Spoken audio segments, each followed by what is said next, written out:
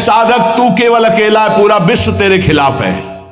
पूज्यपाद उड़िया बाबा, फिर भी तुझे अपने कदम नहीं रोकने, ऐसे चलना। ये नहीं कि चार के सहयोग से हम चल रहे हैं, नहीं। सिंहवती अकेले मार्ग है, हजारों के बीच में तो भी अकेले हो, अकेले हैं तो अकेले हैं ही। चल चला चल राह में अनुभूतियों का ले सहारा, कौन तेरा साथ देगा, व्यर्थ में किसको पुकारा। यहां जिसको साथी बनाओगे तुम्हारे चिंतन को चुराएगा, तुम्हें परास्त करेगा, तुम्हें उठाएगा नहीं, उठाएगा तो केवल हरि गुरु। चिंतन में नहीं आना चाहिए हमारे और कोई सहयोगी, एकमात्र हरि गुरु के सिवा कोई सहयोगी नहीं। नाम जापक सावधान, तुम्हारा तिरस्कार होगा। तुम्हें उस तिरस्कार से पराभूत नहीं होना, उदास नहीं होना, निराश नहीं होना। तुम्हें उत्साह संपन्न होकर नाम गाने सदा रुचि, तुम्हारा उत्साह बढ़ना चाहिए। सह गया, बड़ी कृपा हुई। जैसे कोई किसी ने गाली दिया, उपहास किया, तो आप निकल गए तो आपके हृदय में शीतलता आएगी। सह गया, क्रॉस हो गए, एक परीक्षा में पास हुए। राधा राधा राधा, बड़ी कृपा श्री जी की। उसने बहुत अपमान किया, तिरस्कार किया और हमको क्रोधित करने की चेष्टा की, लेकिन हृदय में क्रोध नहीं आया, बचा लिया श्री जी ने। नाम की बड़ी कृपा, बड़ा आनंद आएगा, देख लेना। उस समय उपासक को आराध्य देव की विशेष कृपा समझनी चाहिए, जब तिरस्कार, अपमान, निंदा और झुकना पड़े। झुक गए तो उठ जाओगे, और उठ गए तो टूट जाओगे। ये मार्ग है, समझना। संसारी आदमी क्या देखा, झुका दिया ना, हाँ भैया हम झुक गए। जे ही तुम झुके तो इतने ऊंचे उठा दिए जाओगे कि वो देख नहीं पाएगा, वो ऐसे भी नहीं देख पाएगा, इतने ऊंचे उठ जाओगे। ये मार्ग का रहस्य समझना। जो इस मार्ग में है कि झुक नहीं सकता तो टूटना पड़ेगा, ये माया रौंद देगी तुम्हें। तृणादपि सुनीचेन, झुकना पड़ेगा। झुको, झुकने से ही तुम निकल जाओगे और ऐसी ऊंचाई पर चढ़ जाओगे कि कोई तुम्हें झुका नहीं सकेगा। वो समय आएगा। अतएव इस नाम की महिमा सुनने के बाद यदि नाम में प्रीति नहीं हुई तो पक्का दुर्भाग्य बहुत जोर का है। सदा सर्वत्रास्ते ननु विमलमाद्यम तब पदम, तथापेकम स्तोकम नहीं भवतरो पत्रम अभिनत, क्षणम जिह्वाग्रस्थम तव तु भगवन्नाम निखिलम, समूलम संसारम कृसति कतरत सेव्य मनयो।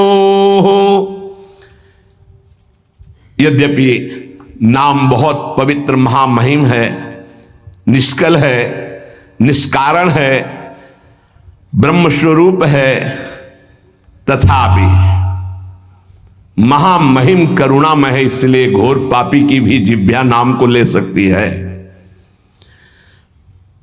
पर वही नामी सर्वत्र विराजमान है, किसी के भी दुख नहीं मिटा रहा। ध्यान देने का विषय। सर्वदा सर्वत्रास्ते ननु विमल माध्यम तव पदम, यही परम पद स्वरूप भगवान सबके हृदय में विराजमान, लेकिन सकल जीव जग दीन दुखारी, सबके हृदय अछत विकारी, गोस्वामी जी लिख रहे हैं। लेकिन सकल जीव जग दीन दुखारी, क्यों ऐसा? बोले तहां बेदस कारण राखा, भजन प्रभाव संत श्रुति भाखा। भगवान के होने पर दुर्गति नहीं रुकी, लेकिन सदगुरु के हो जाने पर जो नाम दे दिया आप, सदगति नहीं रुक सकती। प्रभु ये देख लिया कि आपसे भी बढ़कर महिमाशाली और करुणामय आपका नाम है,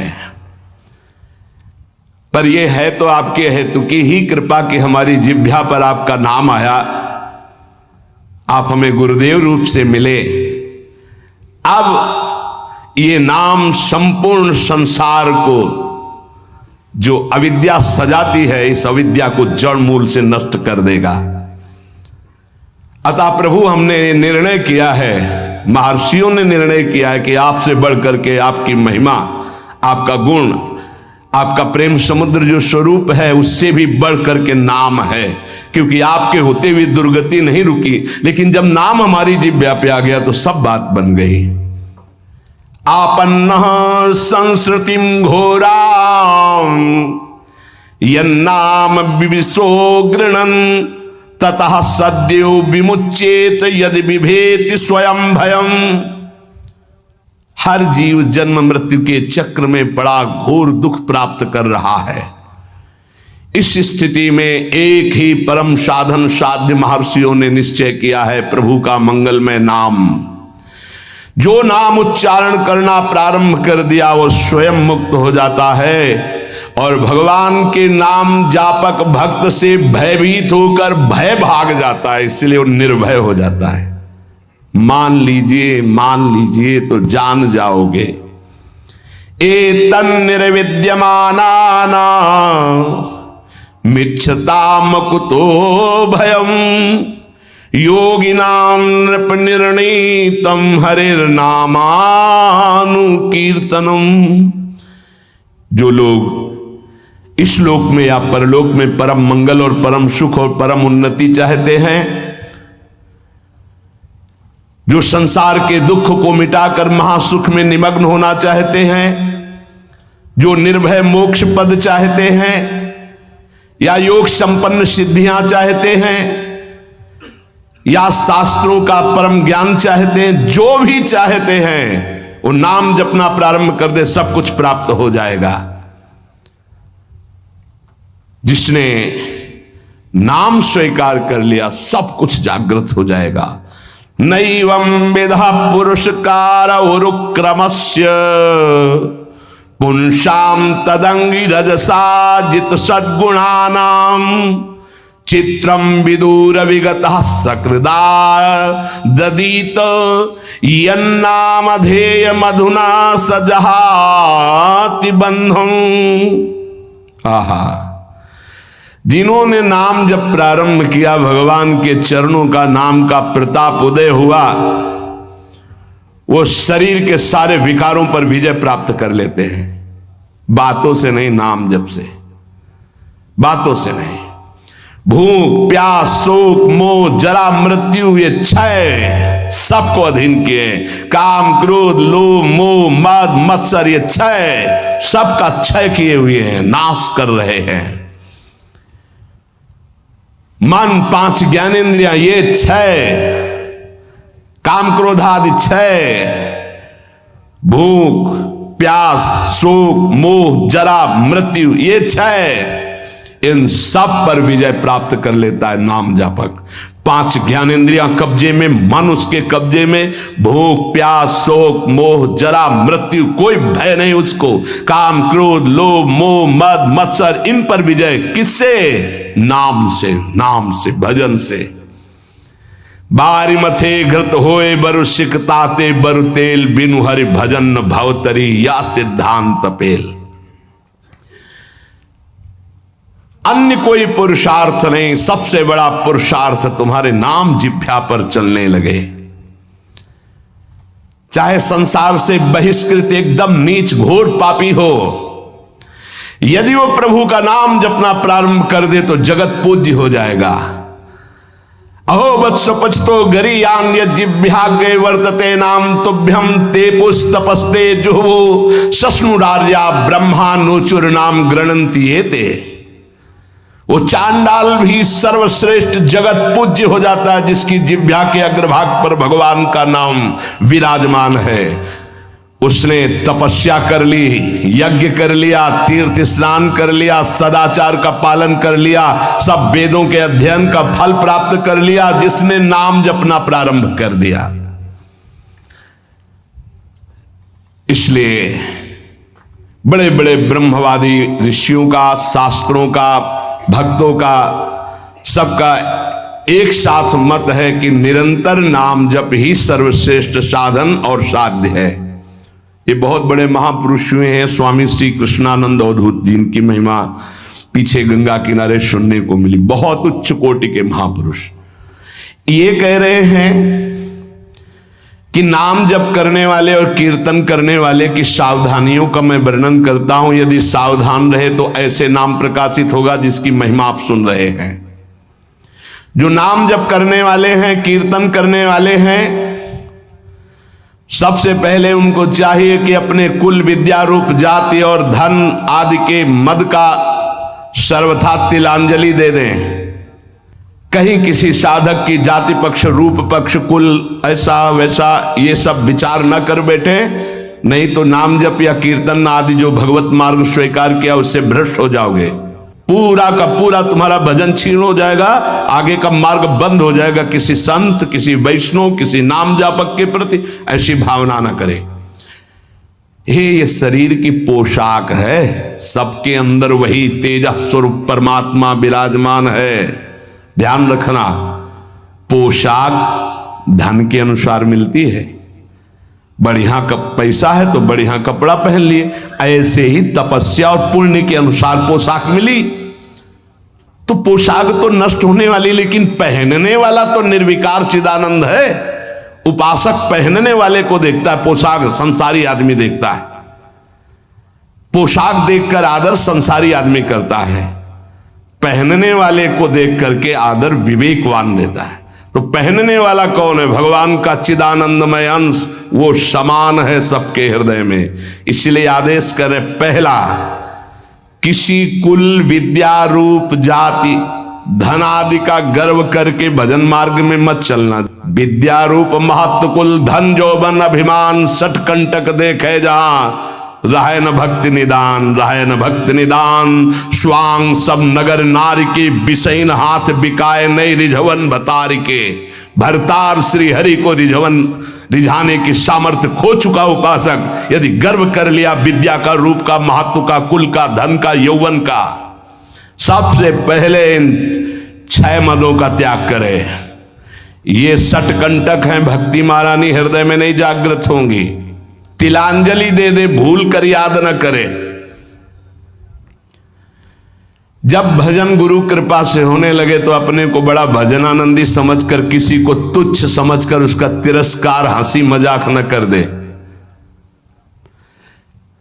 समझ लीजिए, अगर कहीं अभिमान कर ले तो फिर देवर्षि नारद जी भी जैसे महापुरुष उपहास के पात्र बन गए। पूरा चरित्र कई बार सुनाया है। इतना नहीं, अपने को तृण से भी नीच समझना है नाम जापक उपासक को। क्वा हम तुच्छा परम अधमा, हरिवंश महाप्रभु कह रहे हैं। तृण से नीच, जैसे तृण के ऊपर पैर रख दिया, पैर हटाओ तो फिर वो उठ गया। साधक का अभिमान तृण से भी दबा हुआ होना चाहिए। कोई गाली दे रहा है, कोई पूजा कर रहा है, उसकी रुचि है, अपनी मस्ती में नाम जप। किसी के अपमान करने पर हमारे साधन में फर्क नहीं पड़ना चाहिए, हमारी उदासी नहीं बढ़नी चाहिए। अब क्या होगा, अब तो निंदा हो गई, अब तो अपमान हो, तो प्रशंसा के लिए साधना कर रहे थे क्या? हमारी साधना में, हमारी दिनचर्या में फर्क नहीं पड़ना चाहिए। कोई पराभव हमारा करना चाहे तो हमारा साधन नहीं रुकना चाहिए। बहुत बहुत बड़े महापुरुष की बात कर रहे हैं, जो वर्णन कर रहे हैं, इन्हीं के लिए कह रहे। कभी 1 सेकंड दिनचर्या में फर्क नहीं पड़ता था। साधकों के ऊपर ये बहुत इस बात का शासन करते थे कि साधक अपनी दिनचर्या में उठना और शयन करना से लेकर के पूरी दिनचर्या में राइट टाइम होना चाहिए, तभी सिद्धावस्था प्राप्त होती। ये नहीं होना चाहिए कि अब जब मन आया तब सो गए, जब मन आया तब जग गए, जब मन आया तो आ गए, जब मन आया नहीं। ऐसा दिनचर्या नहीं होती साधु की, भगवत प्राप्ति वाले की। अपना कोई पराभव कर दे तो हमें कभी अपमानित नहीं होना है, दबना नहीं है। पराभव कर रहा है वो, हमें नीचा दिखाना चाहता है, हमारा दबना माना जाएगा यदि हम अपनी दिनचर्या और साधना छोड़कर उदास होकर बैठे। अब क्या होगा, 4 लोग निंदा करते हैं, 4 लोग खिलाफ, पूरा विश्व खिलाफ हो जाए। अत्यंत दीन भाव से प्रत्येक प्रभु के विधान में प्रसन्न होते हुए नाम जप करो। नाम जापक को बहुत सहनशील होना पड़ेगा। अभी तो नाम महिमा सुनी, अब कैसे जपा जाता है उसको समझिए। जैसे वृक्ष जाड़ा गर्मी वर्षा सब द्वंद्वों को सहता है, कोई ईंट मारता है तो चाहे एक पत्ता ही दे वो देगा, वो उसको कष्ट नहीं पहुंचाएगा। छाया फल पत्ता, कोई काट दे तो कोयला लकड़ी देगा ही, वो कष्ट नहीं देगा।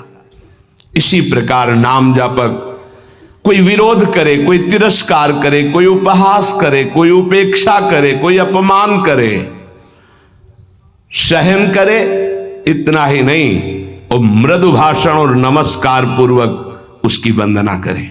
यह है नाम जापक की सामर्थ्य। वो उपहास कर रहा है, राधा राधा राधा, वो कटु भाषण कर रहा है, वो मीठा बोल करके राधा राधा, वो अप्रसन्न करना चाहता है, वो प्रसन्न मुद्रा में, वो मर्म भेदी वचन बोल रहा है, वो क्षुब्ध ना होकर प्रसन्न होकर बोल रहा है। यही गोस्वामी जी कहते हैं, बूंद अघात सहाई गिरी कैसे, खल के बचन संत सहे जैसे। जैसे महान पर्वत पर बूंदे गिर रही, क्या फर्क पड़ता है? ऐसे ही अपमान निंदा नाना प्रकार के तिरस्कार, क्या फर्क पड़ता है उस संत हृदय में? बूंद आघात सहाई गिरी कैसे, खल के बचन संत सहे जैसे। अत्यंत विनम्र सहनशील, मान की किंचन मात्र भी इच्छा और परवाह नहीं, सबको सम्मान देते हुए निरंतर प्रभु का प्रसाद उपासक को प्राप्त होता है, जो नाम जप नाम कीर्तन करता है। नाम जापक में आचार शुद्धि, शरीर शुद्धि और भाव शुद्धि तीनों अत्यंत आवश्यक हैं। भाव संशुद्धि पहला, नाम जापक पहला लक्ष्य बनाए कि नाम का फल केवल नाम निरंतर जपना है। भगवान भी आके सामने खड़े हो जाए तो नाम जप बंद नहीं होगा। यह हमें सामर्थ्य चाहिए, ये भाव संशुद्धि। अगर हम जिनका नाम जप रहे हैं वो आ जाएं और कह दें कि नाम जपना छोड़ दो, मैं आ गया, तो हम नाम जपना नहीं छोड़ेंगे, आप चले जाइए। आप जाएंगे कहां?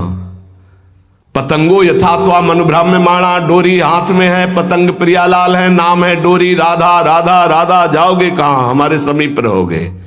पूज्य भाई जी महाराज, पूज्य गोस्वामी तुलसीदास जी महाराज, वो महान उपासक जो राम से भी बढ़ करके राम के नाम का आदर किए हुए हैं। प्रभु आए, नाम छूट गया तो नाम से बढ़कर नामी हो गया। प्रभु आए, नाम नहीं छूटा, तब नाम का आदर। यहां तो रुपया पैसा भोग सामग्री में नाम छूट जाता, प्रभु की बात क्या है? ध्यान दीजिए। भाव संशुद्धि, नाम जापक को, नाम कीर्तन करने वाले को पहले दृढ़ निश्चय करना है, किसी भी परिस्थिति में नाम का सौदा नहीं करेंगे, चाहे नामी ही क्यों ना आ जाए। नाम का फल है नाम में अखंड प्रीति हो जाना। श्री हरिवंश नाम का फल, हरिवंश नाम में रति। श्री हरिवंश नाम नित कहो, नाम प्रताप नाम फल लहो, नाम हमारी गति सदा। जैसे वह हरिवंश सुनाम पावे, तीन चरणन विश्राम, नाम रटन संतत करे।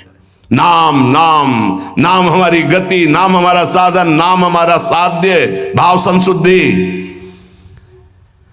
नाम जापक मान बड़ाई छूने न पावे, ईर्ष्या द्वेष परास्त न करने पावे, धन का लोभ भोग सामग्री का लोभ मन में ना आने पावे।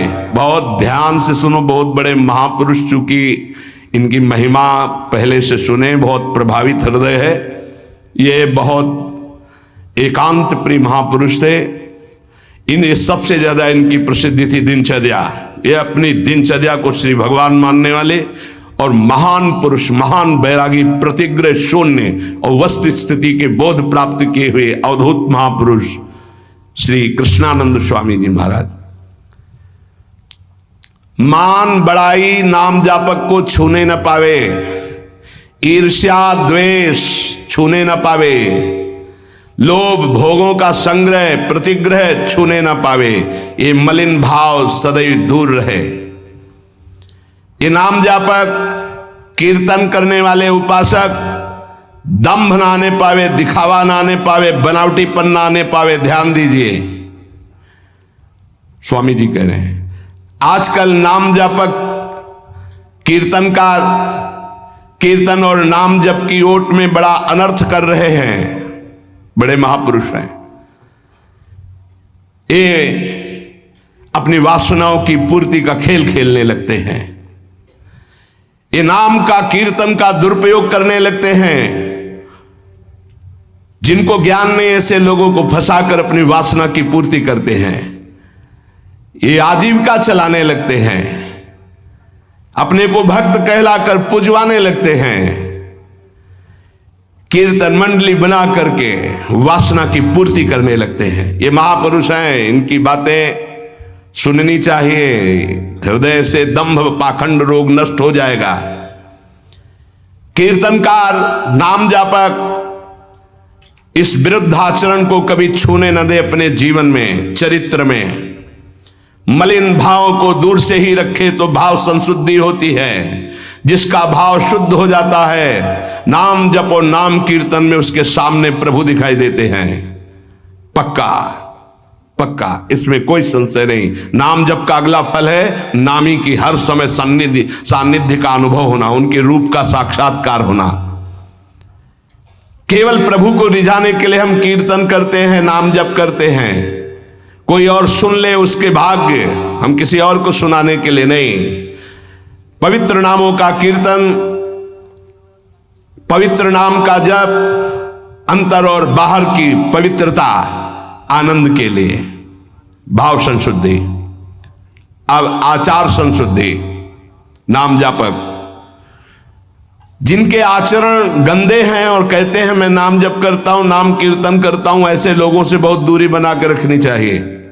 पूज्य महाराज जी कह रहे हैं ये नाम का जप या नाम का कीर्तन का लाभ नहीं ले पाएंगे।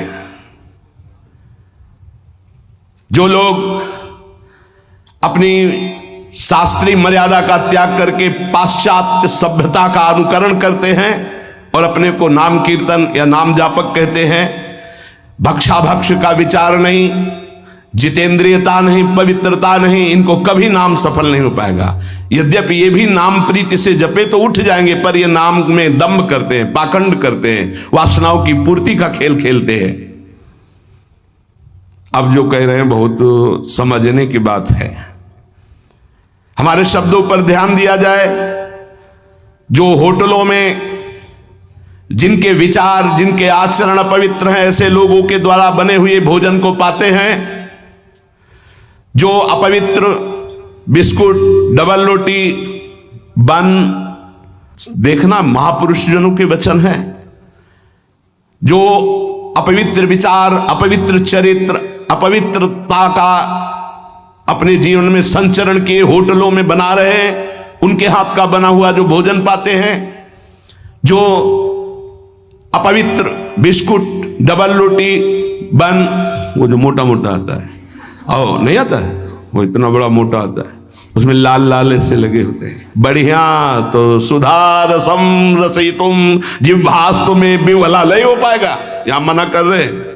बंद तो बंद हो गया, बंद हो गया। सत्संग जो है सुनोगे तो रोज चाटा लगेगा। और सच्ची कह रहे हैं, अगर इसके अनुसार चल लोगे तो भजन बढ़िया बनने लगा। सात्विक भाव से ही भजन होता है। कम से कम अपने घर में जो रोटी बनाई जा रही, रोटी बन रही, श्री जी को भोग लग रहा, सात्विक तो है। कब बना, कैसे लोगों के द्वारा बना, क्या विचारधारा से बना, कितने दिन से वो बना रखा है। अगर शाम की रोटी सुबह दी जाए ना तो अभी हो जाएगा कि हम नहीं खाएंगे, बासी है। और 10 दिन महीना भर का बनाओ, बंद क्या कहते हैं, नहीं 10-15 दिन की तो होती होंगी, 5-6 दिन 10 दिन की वो डबल रोटी होती। अब हमें तो ज्यादा कुछ पता नहीं, लेकिन होती होंगी क्योंकि दुकानों में बिकती हैं। अब ऐसा तो नहीं कि ताजी फैक्ट्री से निकल के तुम्हारे सामने आ गई थाल में, ऐसा तो नहीं। उनमें तुम बासी नहीं देखते हो, उनमें तारीख भले देखते होगे कि एक्सपायर हो गई कि नहीं है। अगर शाम के एक्सपायर हो गई तो भी चल जाएगी कि क्योंकि कल की तक देखो आप मना कर रहे हैं, अगर मान लो तो मान लो, नहीं सुबह नाश्ता बिस्कुटे से करने का मन होगा और आप मना कर रहे हैं। अपने घर की एक रोटी बना लो, हल्का सा नमक लगा के और फिर पालो तो कैसा रहेगा। उसके साथ आप नाश्ता कर लो, एक रोटी बना लो। ये डबल रोटी की क्या जरूरत है, फिर डबल बुद्धि हो जाएगी, डबल रोटी में बुद्धि डबल हो जाएगी। बन बन नाम जप में मन नहीं लगेगा। हाँ, माला हाथ में बार बार ऐसे ऐसे करोगे, चर्बी बढ़ जाएगी। भजन के लिए भाई मना कर रहे स्वामी जी। होटलों का भोजन बिस्कुट, डबल रोटी, बन, प्याज लहसुन से बना हुआ भोजन, फिर आगे तो बहुत ही निषिद्ध है जो अंडा मांस मदिरा आदि का सेवन करते हैं। ये जो लोग ऐसा भोजन करते हैं व्यर्थ में अपने को भजनानंदी और प्रभु प्रेमी बताते हैं।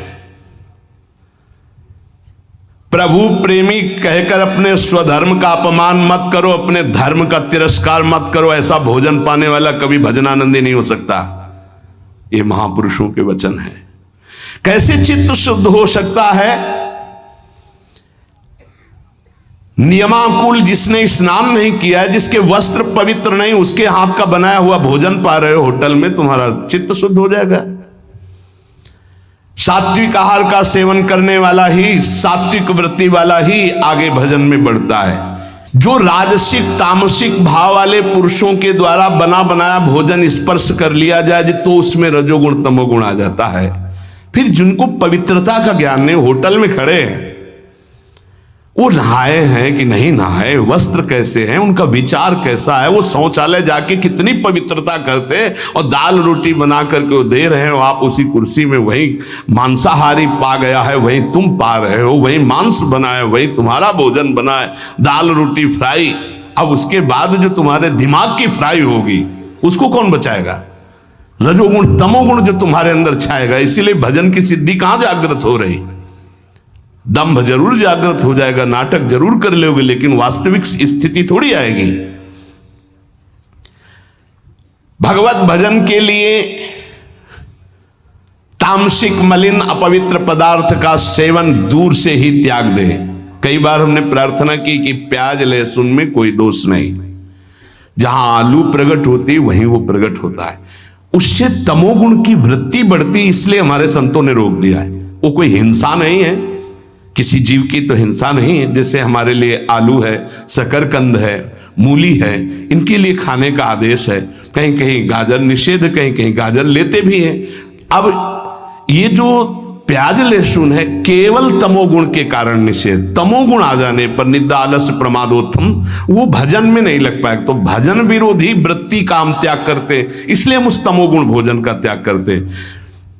उपासक को भोजन पर विशेष सावधानी। एक काहे को ये सब 20-30 मिनट का खेल है, भूख लगी है और ये 2 अंगुल की जबान में केवल वो मिनट भर वो जो घुमाया, बस उसी का स्वाद है। गले के नीचे गया और फिर तुरंत उगल दे तो देखने लायक नहीं। बढ़िया जूस पियो, अंगूर और अनार और मौसमी और सेव का, 2-4 घंटे में बदबूदार लघुशंका बना के फेंक दिया। ये मशीन ऐसी गंदी है, केवल भजन बन जाए इसलिए।